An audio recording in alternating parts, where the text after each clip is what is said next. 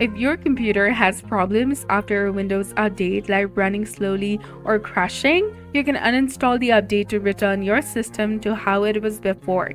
So you can do this in many ways. The first one is through settings. Go ahead and press Windows key plus I in your keyboard.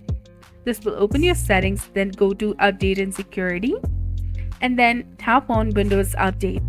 Now tap on View Update History if it's available, and tap on Uninstall Updates and choose the update you want to remove and click on Uninstall. After that, restart your computer.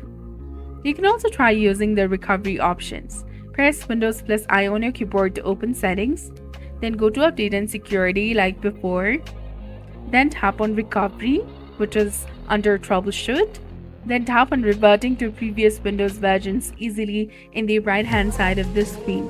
Click on Get Started and follow the instructions on the screen. This only works if you uninstall the update within 10 days of installing it.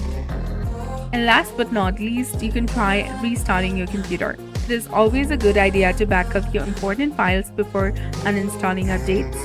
So that's it for this video. I hope you found it helpful. If you did, please like, share, and subscribe.